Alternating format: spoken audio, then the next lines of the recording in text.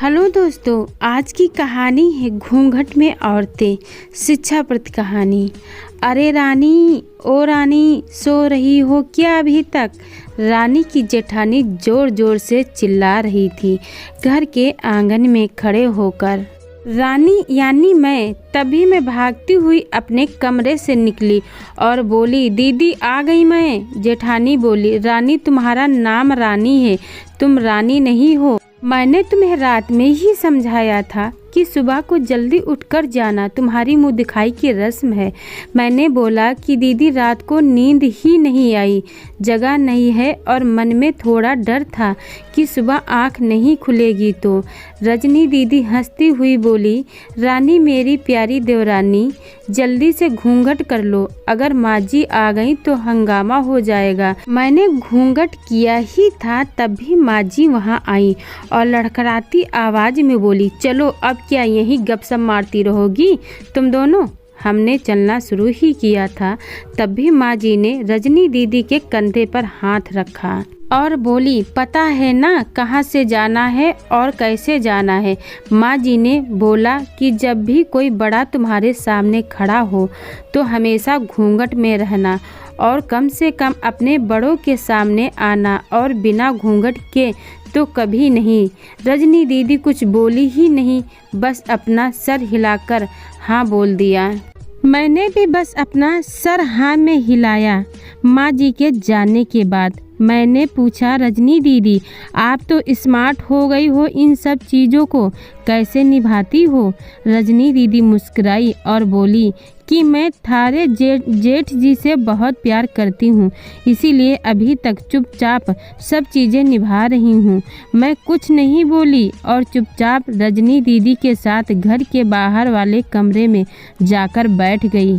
वहाँ पर एक पड़ोस की आंटी जी बैठी थी। वो बोली कि यह कैसे बहू आई है, ससुर जी सामने खड़े हैं और ये यहाँ पर बैठी है। मुझे कुछ समझ ही नहीं आया। मतलब रजनी दीदी बोली कि आंटी जी अभी नई बहू है, यहाँ के रीति रिवाज सीखने में थोड़ा समय लगेगा। रजनी दीदी मुझे वहाँ से उठाकर मेरे कमरे में छोड़ गईं। 6 महीने यूं ही छोटी छोटी चीज़ों में बीत गए। फिर एक दिन मैं राहुल के साथ गाड़ी ले गई। राहुल का फ़ोन आया और वो दुकान से बाहर बात करने चला गया। साड़ी की दुकान पर मैं बेधड़क होकर साड़ियाँ देख रही थी, तभी साथ में बैठे हुए अंकल जी खांसे, एक बार फिर 2 बार फिर 3 बार। मैंने साड़ी वाले भैया से बोला कि भैया इन अंकल जी को पानी दे दो, बहुत खांसी हो रही है इन्हें। अंकल जी भड़क उठे और बोले, क्या बदतमीज लड़की है, ये कुछ शर्म लिहाज है या नहीं?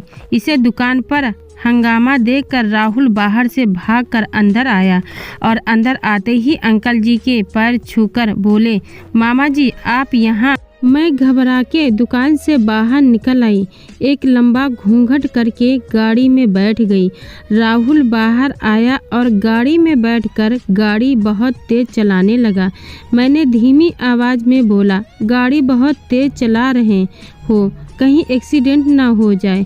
हम घर पहुँचे ही थे तभी माँ जी ज़ोर ज़ोर से चिल्लाते हुए बाहर आईं, देखो आ गई ये रानी साहिबा, खानदान की इज्जत मिट्टी में मिलाकर। तब भी रजनी दीदी आई और बोली, माँ जी मेरी शादी को 6 साल हो गए हैं, मैं अभी तक मामा जी को नहीं जानती, तो ये बेचारी कैसे जानेगी? माँ जी जोर से चिल्लाई, देखो कैसे चपड़ चपड़ जबान चला रही है, इस रजनी की कभी इतनी जुबान नहीं चली। राहुल सबकी बात काटते हुए बोला कि माँ ये दोनों सही बोल रही हैं, अगर ये हमेशा घूंघट करके रहती हैं तो ये मामा जी को कैसे पहचानेगी? और माँ आज मामा जी के फ़ोन पर तुमने पूरे घर की शांति को भंग कर दिया है। ये वही समाज है जिसने सीता मैया पर भी उंगली उठाई थी। पिताजी और जेठ जी ने भी अपना पक्ष राहुल के साथ ही रखा।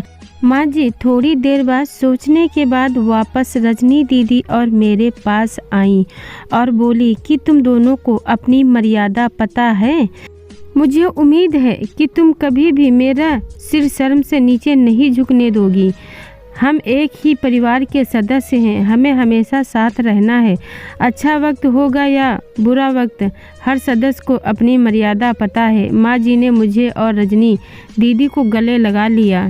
दोस्तों, आपको कहानी कैसी लगी कमेंट करके ज़रूर बताइएगा। कहानी पसंद आई हो तो वीडियो को लाइक शेयर करें और चैनल को सब्सक्राइब करें। वीडियो को पूरा देखने के लिए बहुत बहुत धन्यवाद दोस्तों।